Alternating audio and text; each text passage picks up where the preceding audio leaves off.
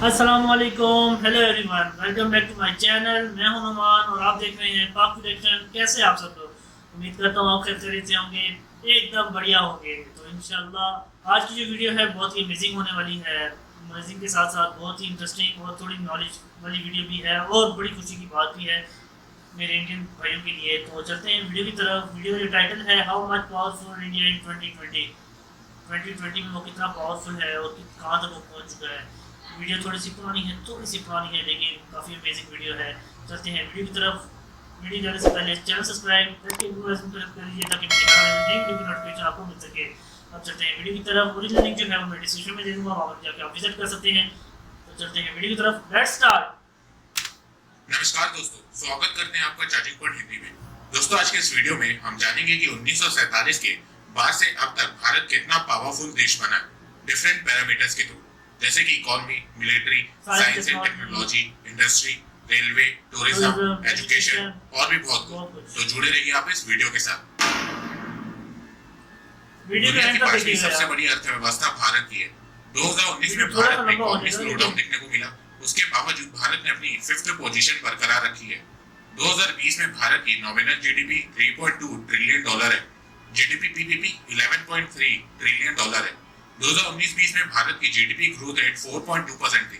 IMF ने भारत की GDP growth rate 2020-21 में 1.9% प्रेडिक्ट की है और 2021-22 में जीडीपी ग्रोथ रेट 7.4% प्रेडिक्ट की है। फ्यूचर में प्रेडिक्शन में चेंजेस हो सकते हैं। 2020 में जीडीपी पर कैपिटा नॉमिनल में $2,338 है और पीपीपी में $9,027 है। जीडीपी पर सेक्टर की बात करें तो एग्रीकल्चर सेक्टर 15.4% है, इंडस्ट्री 23% है, सर्विस सेक्टर 61.5%। पॉवर्टी की बात करें तो बीते 10 सालों में भारत में गरीबी कम हुई है। United nation multi dimensional poverty index report में यह बताया गया है कि भारत में बीते 10 साल में 271 मिलियन मतलब 27.1 करोड़ लोग पॉवर्टी से बाहर आए। 10 साल में पॉवर्टी रेट भारत में 55% से 28% पे आ गया। ये रिपोर्ट 2016 की है। हर 5 साल में यूएन की रिपोर्ट आती है, तो 2021 की रिपोर्ट में आपको गरीबी और कम होती हुई दिखेगी। ब्रोकिंग ब्लॉक्स की एक रिपोर्ट में बताया गया है कि हर मिनट में 44 भारतीय एक्सट्रीम पॉवर्टी से बाहर आ रहे हैं। बीते कुछ सालों में एक्सट्रीम पॉवर्टी भारत में बहुत कम हुई है। दिसंबर 2018 तक भारत में एक्सट्रीम पॉवर्टी 3% थी।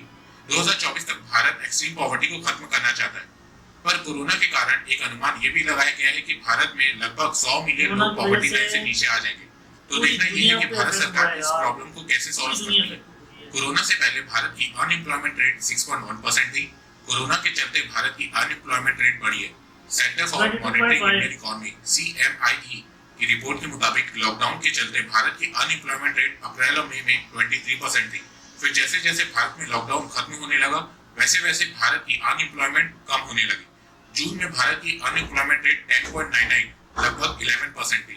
जुलाई में 7.43% हो गई थी। 12 अगस्त 2020 तक भारत की अनएम्प्लॉयमेंट रेट 7.76% थी। मैंने इस वेबसाइट की लिंक डिस्क्रिप्शन में दी है, जिससे आप डेली भारत की अनएम्प्लॉयमेंट रेट चेक कर सकते हैं। ये डाटा CMIE के द्वारा दिया गया है। फॉरेन रिजर्व भारत का $540 बिलियन है 17 जुलाई 2020 तक। ईज ऑफ डूइंग बिजनेस में भारत की रैंक 63 है। एक्सपोर्ट 2019-20 में भारत का $314 बिलियन था और इंपोर्ट $467 बिलियन था। ट्रेड डेफिसिट 2020 में भारत का कम हुआ है, जो कि बहुत अच्छी बात है। 2019 में भारत का ट्रेड डेफिसिट $184 बिलियन था। 2020 में ये $152 बिलियन हो गया और कम होने की वजह है कोरोना। कोरोना की वजह से लॉकडाउन हो गया और फिर उससे बिजनेसेस, इंडस्ट्री, ट्रेड सब बंद हो गया कुछ टाइम के लिए। फ्यूचर की बात करें तो United Nation conference on trade and development ने एक रिपोर्ट पब्लिश की थी, द कोविड-19 शॉक टू डेवलपिंग कंट्रीज। इस रिपोर्ट में यूएन ने बताया है कि इस महामारी के कारण दुनिया भर के सभी देशों की अर्थव्यवस्था गिरेगी और वर्ल्ड इकोनॉमी इस साल रिसेशन में चली जाएगी, सिवाय चाइना और भारत के। मतलब ये है कि भारत और चाइना की भी जीडीपी ग्रोथ रेट गिरेगी, पर उतना नुकसान नहीं होगा जितना दुनिया भर के देशों को होगा। भारत में इसका इम्पैक्ट ज्यादा देखने को क्यों नहीं मिलेगा, इसमें मैंने एक वीडियो ऑलरेडी बना रखा है, उसकी लिंक डिस्क्रिप्शन में और आप यहाँ आई कार्ड पे क्लिक करके वीडियो देख सकते हैं। मिलिट्री की बात करें तो दुनिया की चौथी सबसे पावरफुल मिलिट्री भारत की है। दुनिया की सबसे बड़ी फौज भारत की है और दुनिया का तीसरा सबसे बड़ा मिलिट्री बजट भारत का, जो कि $71.1 बिलियन है। मिलिट्री बजट का फिगर ऊपर नीचे होता रहता है क्योंकि रुपए की वैल्यू डॉलर्स के मुकाबले अप डाउन होती रहती है। तो कभी आपको मिलिट्री बजट ज्यादा दिखेगा तो कभी कम। भारत के पास 130 न्यूक्लियर वॉरहेड है। वेपन की बात करें तो भारत के पास अर्जुन भीष्म टैंक है, बोफोर्स M777 आर्टिलरी गन है, Apache, Rudra, Mi-24, Chinook, Mi-17V5 जैसे हेलीकॉप्टर्स हैं, हार्पी, हेरॉन ड्रोन्स है, न्यूक्लियर सबमरीन है, एयरक्राफ्ट कैरियर है, सुखोई Su-30 MKI है, तेजस है, मिराज है, Mi-29 है और अब राफेल एयरक्राफ्ट है। भारत के पास शौर्य, अग्नि, काली, पृथ्वी, ब्रह्मोस, प्रहर, निर्भय, पराकेट, आकाश और भी बहुत तरह की मिसाइलें जो कि भारत की ताकत को बढ़ाती है। साइंस एंड टेक्नोलॉजी की बात करें तो दुनिया की one of the best space technology Bharat के पास है। इसरो ने बीते कुछ सालों में पूरी दुनिया में अपना लोहा मनवाया है। दुनिया की नजर में इसरो तब सामने आया जब उसने 2008 में चंद्रयान मिशन को लॉन्च किया और इस मिशन से भारत दुनिया का पहला देश बना जिसने चांद पे पानी खोज निकाला और इसका सबूत सभी स्पेस एजेंसीज को भेजा और सभी ने इसे सही माना। उसके बाद इसरो की मदद से भारत पहले ही प्रयास में मंगल ग्रह तक सफलतापूर्वक पहुंचने वाला पहला देश बना। अमेरिका, रशिया और यूरोपियन स्पेस एजेंसी के बाद मंगल ग्रह पे पहुंचने वाला भारत चौथा देश बना। 15 फरवरी 2017 को इसरो ने स्पेस में 104 सैटेलाइट लॉन्च किया और इसके साथ ही एक बार में सबसे ज्यादा सैटेलाइट स्पेस में लॉन्च करने का रिकॉर्ड भी भारत के नाम हो गया। मिशन शक्ति के चलते भारत दुनिया का चौथा देश बना जो अंतरिक्ष में कहीं भी सैटेलाइट को तबाह कर सकता है। ये उपलब्धि अमेरिका, रशिया, चाइना ने हासिल की हुई है। इसरो के फ्यूचर मिशन की बात करें तो इसमें आदित्य L1 मिशन है जो सूर्य के बारे में पता लगाएगा, चंद्रयान 3 है, गगनयान है, मंगलयान 2 है और शुक्रयान वीनस मिशन शामिल है। इंडस्ट्री भारत की आईटी इंडस्ट्री दो मेजर कंपोनेंट में डिवाइडेड है। एक है आईटी सर्विसेज और दूसरा है बीपीओ सर्विसेज। भारत की आईटी इंडस्ट्री में 17,000 से ज्यादा फर्म्स हैं, जिसमें से 1,000 बड़ी फर्म्स हैं, जिसके भारत में 50 से ज्यादा डिलीवरी लोकेशन है। साल 2020 तक भारत के आईटी इंडस्ट्री में 4.36 मिलियन एम्प्लॉइज हैं। भारत के सिर्फ 4 IT giant companies TCS, Infosys, Wipro, HCL tech में 1.02 मिलियन एम्प्लॉइज हैं। भारत का आईटी सेक्टर भारत की जीडीपी में 8% कंट्रीब्यूट करता है। भारत लार्जेस्ट एक्सपोर्टर है आईटी का, बीपीओ का और सॉफ्टवेयर सर्विसेज का। वर्ल्ड का 55% मार्केट शेयर भारत के पास है। अमेरिका का 2/3 IT service export market Bharat के पास है। 2019-20 में भारत की आईटी और बीपीएम इंडस्ट्री का रेवेन्यू $191 बिलियन था, जिसमें से 147 बिलियन रेवेन्यू एक्सपोर्ट के जरिए था और $44 बिलियन डोमेस्टिक रेवेन्यू था। भारत हर साल आईटी इंडस्ट्री में 7.7% से ग्रो कर रहा है और माना जा रहा है कि 2025 तक भारत की आईटी इंडस्ट्री की रेवेन्यू $350 बिलियन होगी। पिछले 10 सालों में भारत के रिटेल इंडस्ट्री में बहुत जबरदस्त ग्रोथ देखने को मिली है, जिसका प्रूफ यह है कि 2019 में ग्लोबल रिटेल डेवलपमेंट इंडेक्स में भारत की रैंक सेकंड है। भारत की रिटेल इंडस्ट्री की वैल्यू 2018 में $950 बिलियन की है और ये ईयरली 13% की ग्रोथ के साथ बढ़ रही है और माना जा रहा है कि 2024 तक भारत के रिटेल मार्केट की वैल्यू $1.75 ट्रिलियन की होगी। भारत की जीडीपी में रिटेल मार्केट का कंट्रीब्यूशन 10% का है। भारत की ई-कॉमर्स मार्केट 2017 में $38.5 बिलियन की थी और ये एनुअली 30% की ग्रोथ के साथ बढ़ रही है और माना जा रहा है कि 2026 तक भारत के ई-कॉमर्स मार्केट की वैल्यू $200 बिलियन की होगी। और अगर इसी तरह भारत के ई-कॉमर्स मार्केट की ग्रोथ होती रही तो माना जा रहा है कि 2034 तक भारत अमेरिका को पीछे छोड़ के दुनिया का दूसरा सबसे बड़ा ई-कॉमर्स मार्केट बन जाएगा। भारत में ई-कॉमर्स मार्केट के बढ़ने की सबसे बड़ी वजह है इंटरनेट अवेलेबिलिटी। भारत में इस समय 718 मिलियन इंटरनेट यूजर हैं, जो कि आबादी का सिर्फ 54% है। तो जैसे जैसे भारत में इंटरनेट यूजर की गिनती बढ़ेगी, वैसे वैसे भारत का ई-कॉमर्स मार्केट भी बढ़ने लगेगा। स्टॉक मार्केट की बात करें तो बॉम्बे स्टॉक एक्सचेंज एशिया का पहला स्टॉक एक्सचेंज है और इस समय वर्ल्ड का 10वां लार्जेस्ट स्टॉक एक्सचेंज है, जिसकी मार्केट कैपिटलाइजेशन $2.1 ट्रिलियन है। भारत के दूसरे stock exchange national stock exchange की रैंक 11th है और मार्केट कैपिटलाइजेशन $2 ट्रिलियन है। मॉर्गन स्टैनली की रिपोर्ट के मुताबिक भारत के इक्विटी मार्केट कैपिटल की वैल्यू 2027 तक $6.1 ट्रिलियन की होगी।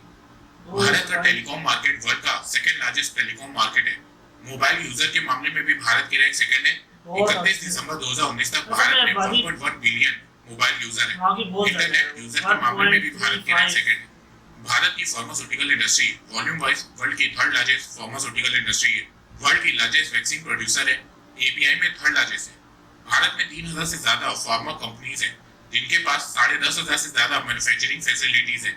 2019 में भारत का डोमेस्टिक फार्मास्यूटिकल मार्केट $20 बिलियन का था और ये एनुअली 9 से 10% की ग्रोथ से बढ़ रहा है और माना जा रहा है कि 2025 तक भारत का फार्मास्यूटिकल सेक्टर का मार्केट $100 बिलियन तक का हो जाएगा और मेडिकल डिवाइस का मार्केट $25 बिलियन तक का हो जाएगा। 2018-19 में भारत ने 19.3 बिलियन डॉलर्स का फार्मा एक्सपोर्ट किया था। आने वाले दिनों में आपको भारत की फार्मास्यूटिकल इंडस्ट्री में बहुत ग्रोथ देखने को मिलेगी, क्योंकि भारत अब धीरे धीरे अपनी डिपेंडेंसी चाइना से कम कर रहा है फार्मास्यूटिकल के मामले में और इंडियन फार्मास्यूटिकल इंडस्ट्री को बढ़ाने में लगा हुआ। भारत इस समय दुनिया का दूसरा सबसे बड़ा मैन्युफैक्चरर है पीपीई किट्स का और 2025 तक इस इंडस्ट्री की वैल्यू 60 बिलियन डॉलर तक की हो जाएगी। अब बात करते हैं ऑटोमोबाइल सेक्टर की।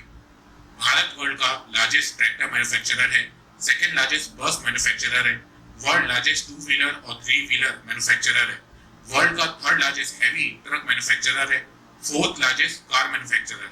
ऑटोमोबाइल सेक्टर का कंट्रीब्यूशन भारत की जीडीपी में 7.1% का है। 35 मिलियन मतलब 3.5 करोड़ एम्प्लॉयमेंट जनरेट होती है ऑटोमोबाइल सेक्टर से। इंडिया के एक्सपोर्ट में 4.3% कंट्रीब्यूशन है ऑटोमोबाइल सेक्टर का और लगभग 22% कंट्रीब्यूशन है मैन्युफैक्चरिंग सेक्टर में। भारत के पास वर्ल्ड की largest broadcasting and distribution industry है।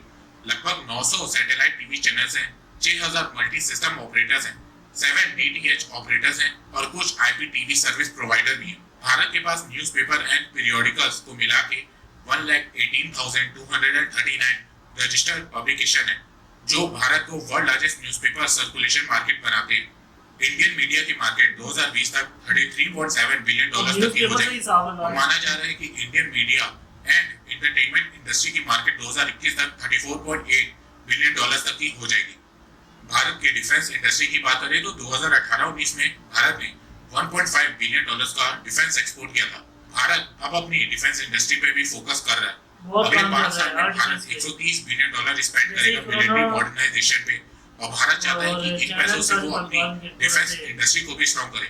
इसीलिए भारत सरकार ने 101 डिफेंस इक्विपमेंट को बैन किया है, जिससे ये सारे इक्विपमेंट भारत में ही बन सके और भारत की डिफेंस इंडस्ट्री स्ट्रॉन्ग हो सके। रेलवे भारत के पास वर्ल्ड की 4th लार्जेस्ट रेलवे सिस्टम है, जिसमें 12 लाख से ज्यादा लोग काम करते हैं। बीते एक साल 2018-19 में इंडियन रेलवे ने 8.4 बिलियन पैसेंजर को कैरी किया था। भारत में डेली 13,523 ट्रेनें चलती हैं, जो 7,321 स्टेशन से गुजरती है। भारत सरकार ने टारगेट सेट किया है कि 2023-24 तक वो देश की सभी रेलवे नेटवर्क को इलेक्ट्रीफाई करेंगे। टूरिज्म सेक्टर का कंट्रीब्यूशन भारत की जीडीपी में 9.2% का है। 240 बिलियन डॉलर का रेवेन्यू जनरेट किया था भारत ने 2019 में और क्रिएट किया था 42.673 million jobs. Tourism education Bharat की लिटरेसी रेट 74% है, मेल में 82.2% है, फीमेल में 69.5% है, पर ये डाटा 2011 का है। 2021 के डाटा में आपको भारत की लिटरेसी रेट और बढ़ती हुई नजर आएगी। एजुकेशन में भारत 57 बिलियन डॉलर स्पेंड करता है और वहीं रिसर्च एंड डेवलपमेंट में भारत 15.4 बिलियन डॉलर स्पेंड करता है। वर्ल्ड की टॉप 500 एजुकेशन इंस्टीट्यूट में भारत के 9 एजुकेशनल इंस्टीट्यूट हैं, पर 138 करोड़ से ज्यादा आबादी वाले देश में सिर्फ 9 वर्ल्ड इंस्टीट्यूट काफी नहीं होते। भारत को यहाँ पे बहुत फोकस करने की जरूरत है और भारत सरकार इस पे फोकस कर रही है। 34 साल बाद भारत की एजुकेशन पॉलिसीज में बेहतरीन चेंजेस किए गए हैं। एजुकेशन बजट को जीडीपी का 6% करने का फैसला भी लिया गया है। बस अब ये देखना है कि कितनी जल्दी ये पॉलिसीज इंप्लीमेंट होती है। इस दुनिया में कोई भी देश परफेक्ट नहीं होता है, सभी देशों में कोई ना कोई कमियां होती हैं। किसी देश में ज्यादा कमियां होती हैं तो किसी देश में कम। भारत में भी कमियां हैं और भारत अपनी कमियों को दूर करने में लगा हुआ है। तो दोस्तों, अगर आपको मेरी ये वीडियो पसंद आई है तो आप इस वीडियो को लाइक कीजिए और आप मुझे सपोर्ट भी कर सकते हैं पेट्रियन के थ्रू और यूट्यूब में ज्वाइन बटन के थ्रू। और हाँ, अगर आपको financial market, share market, mutual fund के बारे में जानना है तो मैं आपको 4,720 रुपए का कोर्स फ्री में दे सकता हूँ, उसकी लिंक डिस्क्रिप्शन में। एक बात मैं ये कहना चाहता हूँ कि आप जितनी मेरी वीडियोस को शेयर करेंगे उतनी ही रीच मेरी बढ़ेगी और उतने ही लोग मेरे से जुड़ेंगे। तो वीडियो को शेयर करना और चैनल को सब्सक्राइब करना बिल्कुल भी मत भूलिएगा। मैं ऐसे ही एजुकेशनल वीडियोस लाता रहूंगा आप लोगों के लिए। तो अभी तक के लिए बस इतना ही। धन्यवाद। जय हिंद, जय भारत। वीडियो आज की जो थी वो एक नॉलेज वीडियो है और दूसरा इंडिया 2020 में कितना पावरफुल है वो सब इस वीडियो में बताया गया है, स्टेप बाय स्टेप बताया गया है। और भाई ने बहुत ही इसमें मेहनत की है, अप्रिशिएट देना चाहिए इस भाई को। इस वीडियो का जो है लिंक जो मैं डिस्क्रिप्शन में दे दूँगा, वहाँ पर जाके आप वीडियो देख सकते हैं। वीडियो को शेयर कीजिए, लाइक कीजिए, सब्सक्राइब कीजिए भाई के चैनल को, उनको सपोर्ट कीजिए। ऐसे मस्त वीडियो जो है वो आपके साथ शेयर करें। आई होप आज की वीडियो आपको बहुत अच्छी लगी होगी। वीडियो थोड़ी सी लंबी हो गई थी यार, खैर लेकिन काफ़ी अमेजिंग वीडियो थी। मैं मिलता हूँ आपसे नेक्स्ट वीडियो में इंटरेस्टिंग वीडियो के साथ। तब तक के लिए भाई को इजाज़त है। शाद रहें, आबाद रहें। अल्लाह हाफिज़।